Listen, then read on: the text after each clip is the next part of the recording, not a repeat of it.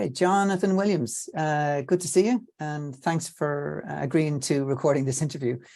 Just for those who are watching the video, just to give some context on this, Jonathan and I were talking on LinkedIn over the last few days, and we decided to just get on a call and have a chat.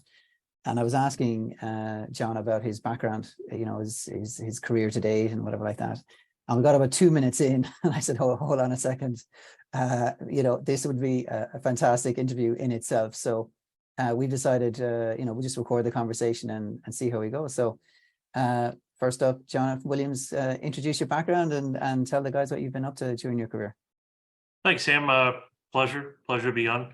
My name's Jonathan Williams. I have a interesting background.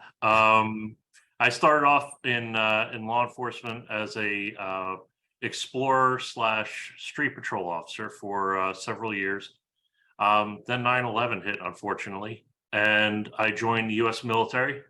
I was in the Air Force as a security forces member. And unfortunately there, I injured myself in the line of duty, and I was medically and honorably discharged after 3.5 years of service. Okay. And at that point, I was like, well, what do I do? What do I want to do when I grow up? So upon leaving the military, I got into a little bit of local law enforcement, doing anti-terrorism work, and then got my bachelor's degree in Homeland Security.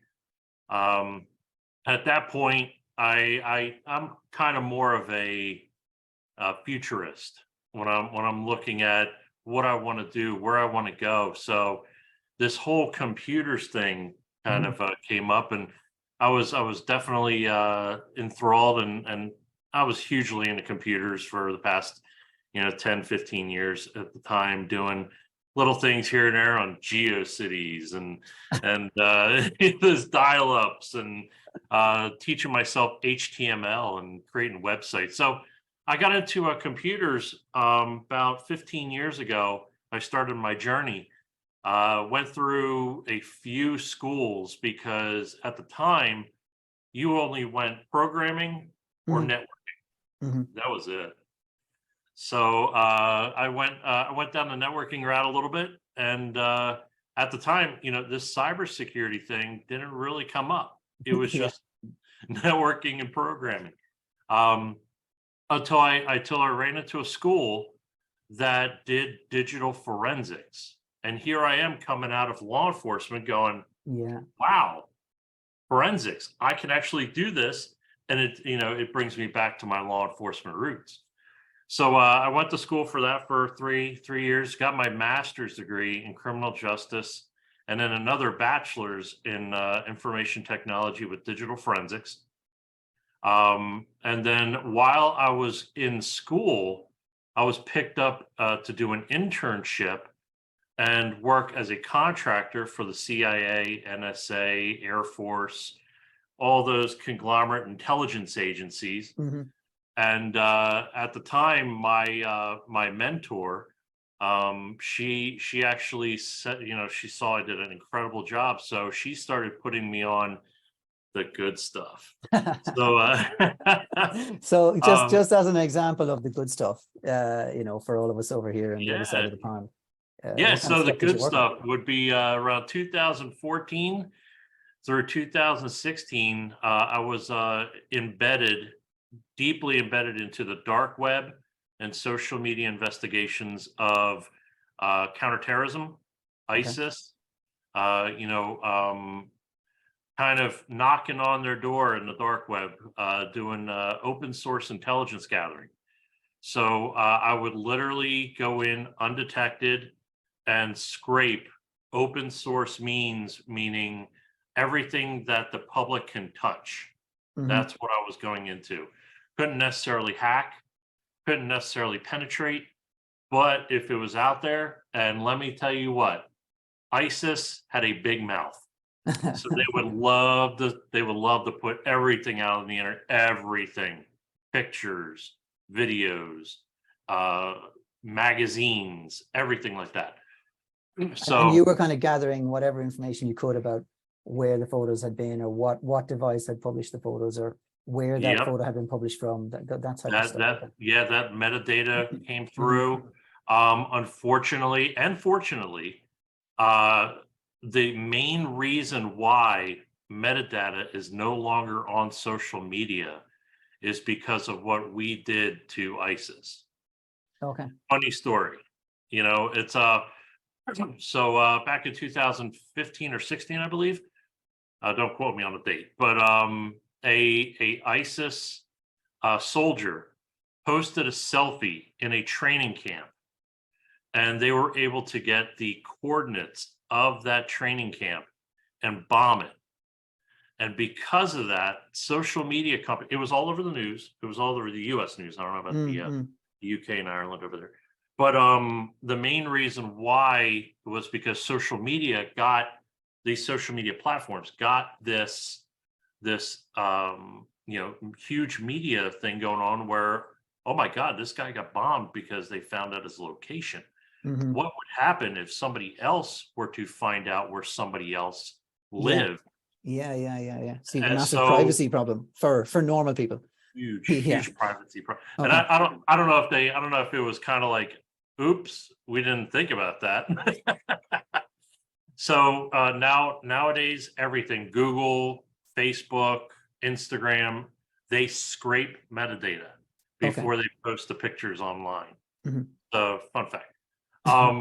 But yeah, I was definitely involved in gathering a lot of data when it comes to that. But they loved me so much in these agencies and my mentor that they kept on giving me counter espionage work.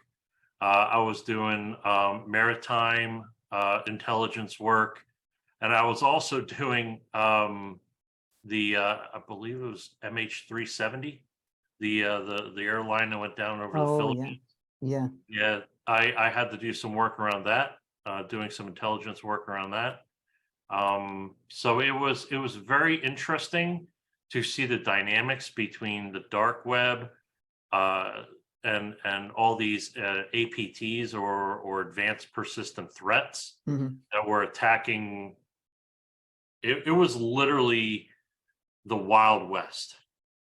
No law enforcement was out there, or the law enforcement was kind of catching up. Mhm. And it was a very unique opportunity for me to see what was going on and the wow factor involved. And you Um, mentioned was there some kind of a takedown of of someone in the yeah. physical world that arose from what So you were doing in the cyber world? yeah. So and I learned very very quickly that my work was actually producing fruit. Mhm. I was actually tasked for about a year to do internal monitoring of the US social media platforms and such to look for any sympathizers, any donators, any insider threats to the United States. Mhm. And there were several instances, because this is when ISIS was kicking up and they were recruiting, Mhm. um, that I was actually able to detect and identify several different people that the FBI were able to go and take down. And literally, it posted on the New York Times or the Washington Post, and it's like, oh yeah, that guy. So you've got a few framed photos around the place, yeah, of Yeah, front yeah. pages of New York Times. One guy, they actually went in and he literally pulled a knife and was fighting with the FBI agents, and it was like, yep, that's the one guy that I reported. Okay. But yeah, Well, so yeah. so in the open source aspect, the main reason that I could identify them was because they had their persona over here, Mhm. and then they had their real life over here, but they had one or two little minute little areas that they intersected. Okay. And we were able to, for example, I had this one individual.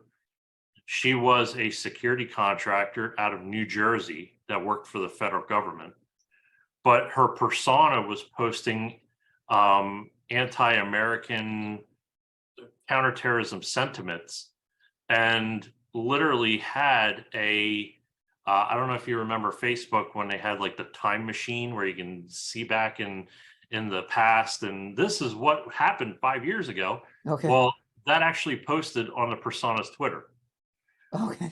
and I was able to track that back to this individual.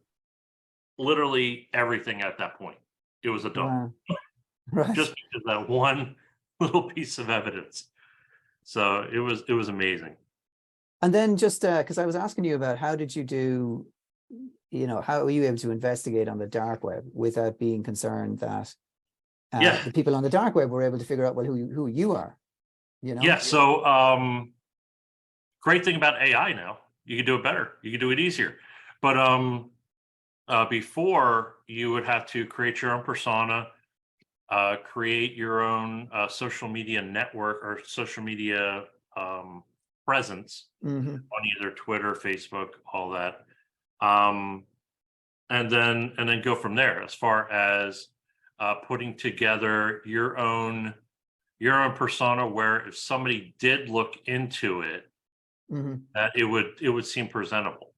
So it's kind of the same way as the old spy movies where you create Exactly. a cover story, Yep, a cover story. Yep. Yeah. But my job when I was over there, when I was doing the internship and then worked as a contractor after that internship, I was doing more of a surveillance role Mm-hmm. and non kind of a passive role, where I wouldn't go in, I wouldn't um, target or talk or anything like that, but I would be able to go in, and even in the forums, even in these dark web forums and bulletin boards, we call them 4chans or 8chans, or these hitman for hire websites.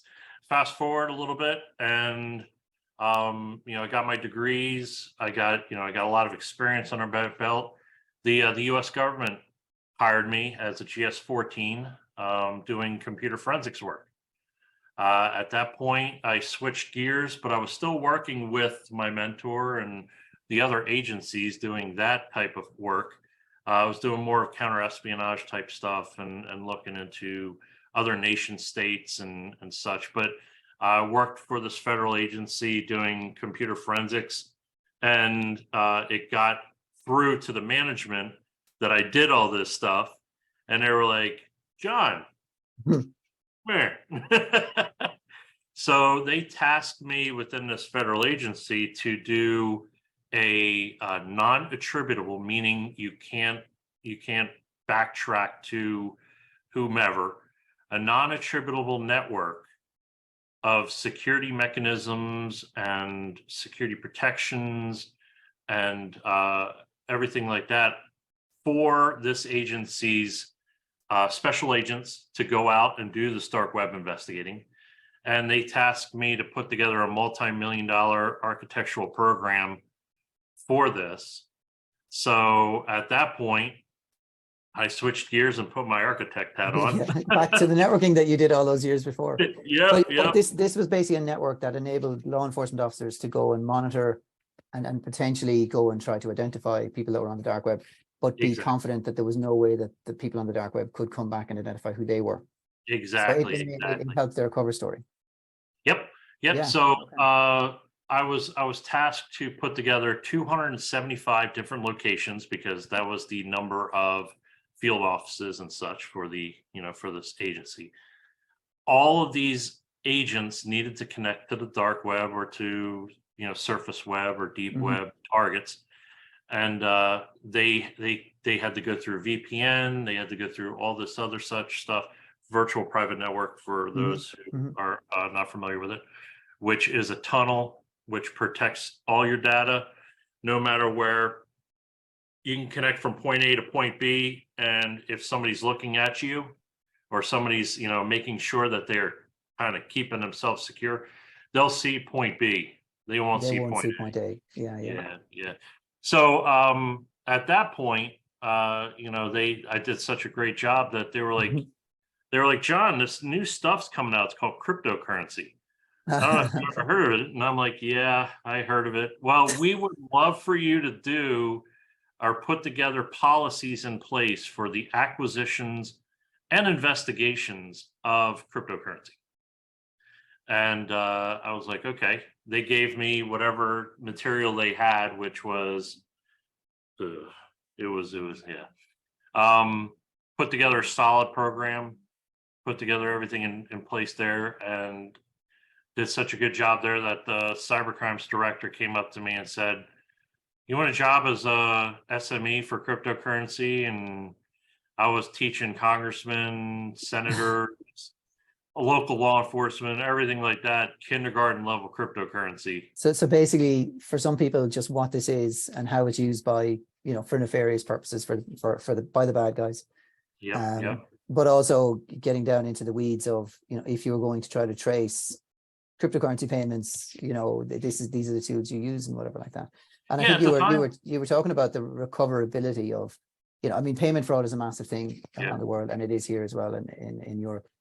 And there's some level of, odds that if you're fooled into paying money into the criminal's bank account, you might be able to get that money back.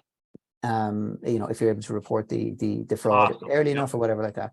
But on the cryptocurrency side, what are the odds there? If somebody manages to rob your cryptocurrency, what are the chances of you getting it back?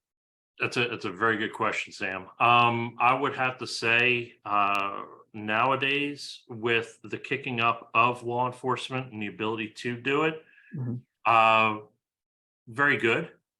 It all depends on the tracking, the capabilities of, and it's a lot of luck too, because 2-3 years ago, cryptocurrency was not really a thing. It was dark web. It was trading. It was just a minute blip on the radar of, futurists knew about it. Dark web, there was only 25% on the dark web, but that was the main thing. That was the main reason why. But then the huge boom in prices went up on Bitcoin, which was one of the primary cryptocurrencies, digital assets. And then it went from just a kind of fly-by-night deal to an investment opportunity. So now it was mainstream. People had their money in there. Yeah, mainstream. We're talking people could buy it, and the next day it would triple in value. Yeah. And it was like, oh my God. Yeah. But I suppose I think it's telling how they call it. You store your crypto in your wallet, and and then you go, well, in the real world, you've got a wallet, and if you lose your wallet or someone robs it out of your pocket, you don't expect to get that wallet back.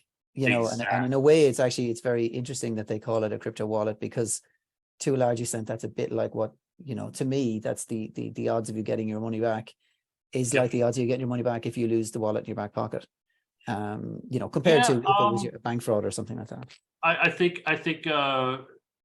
the society and regulation and everything like that has increased the probability for you to do that, for you to get that back. As I said, it depends on the luck, because you have suspects, you have persons of interest, and now you have organized crime and lower organized crime, where it's gangs and everything like that are literally utilizing this stuff.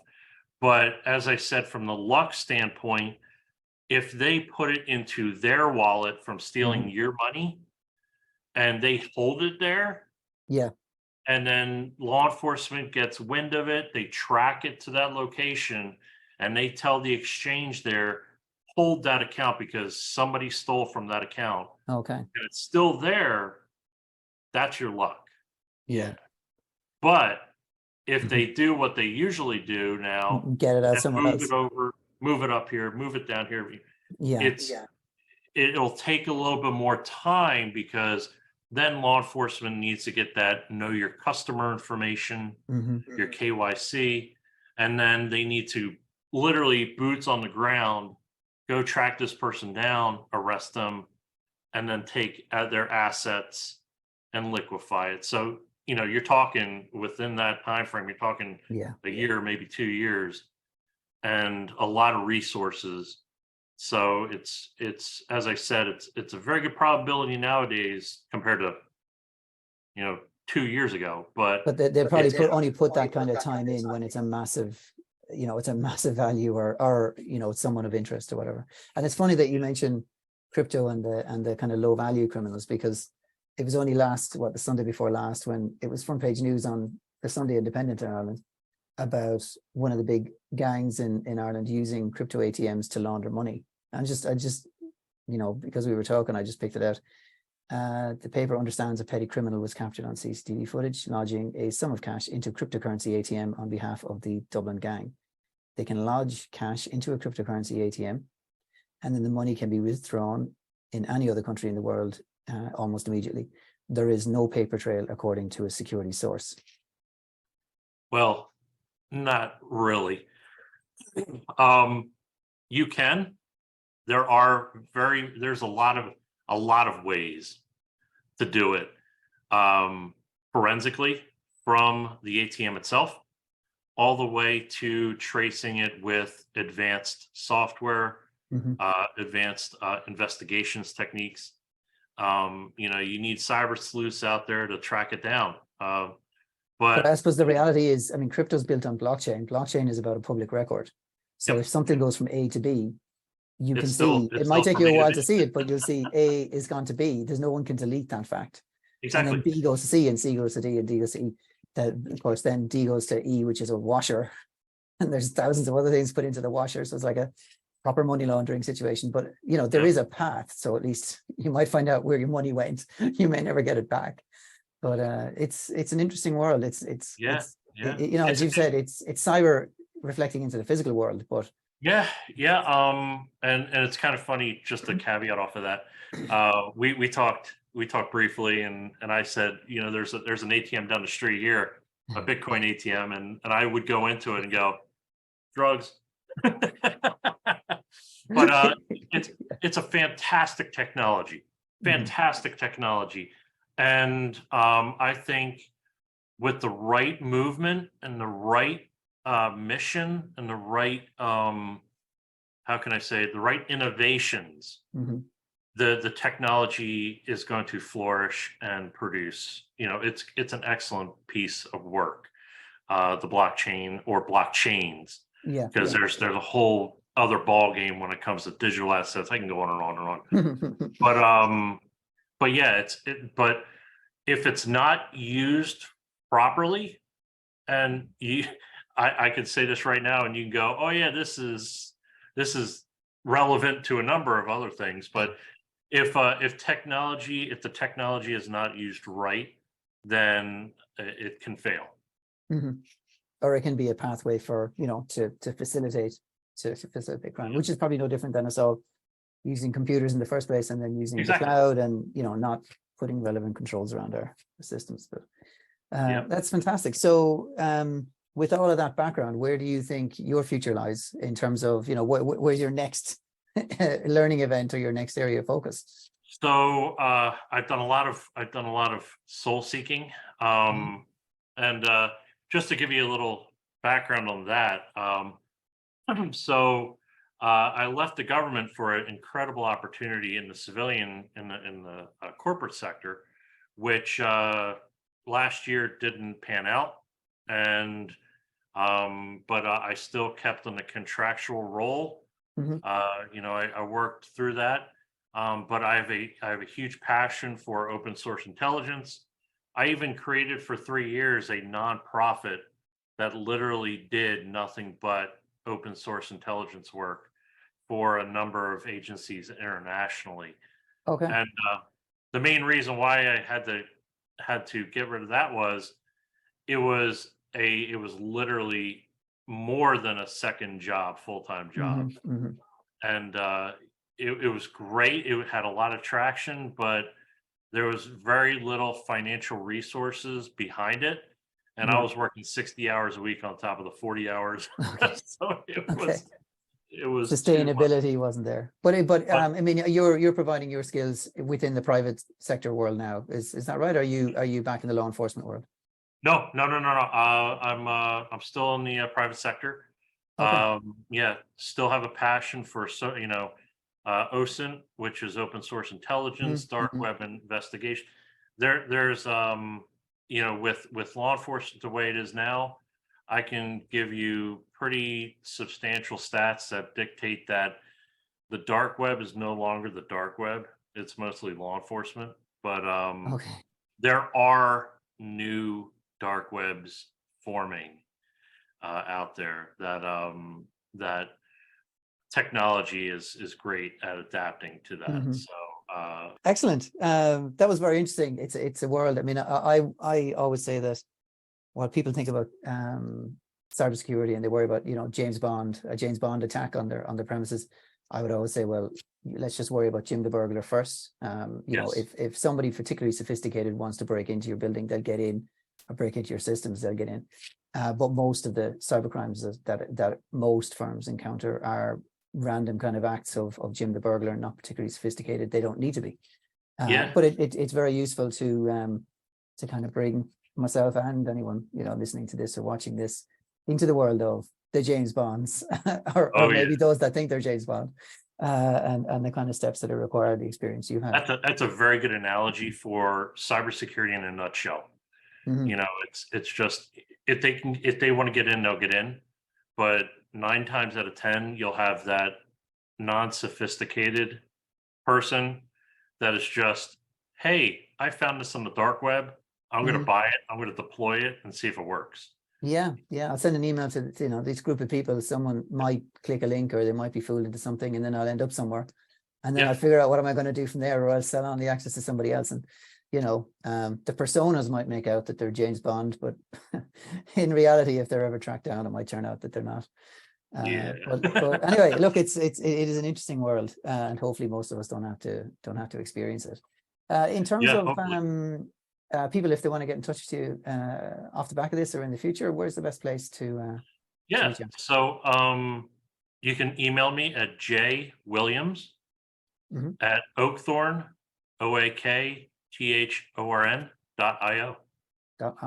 Okay, great. Or you can hunt me down on LinkedIn. Yeah, I mean, I found you with serious search capabilities on LinkedIn, so hopefully people can do that too. Just don't type in just Jonathan Williams, because you might get that composer from Star Wars. So okay, so there's more than one Jonathan Williams. Is that what you're saying? Funny thing, when I was deployed, or when I was in Japan, there was 4 of them on base, the same exact spelling, everything like that. So yeah, my name is synonymous with a lot of people. So well, there you go. That helps you in the dark web, that's definitely that's try it, Google. Oh, no, I don't work for law enforcement. I'm the composer. Yep. Anyway, look, Jonathan, it was great to talk to you. And it was a pleasure, Sam. Take it easy. Definitely. Have a good one.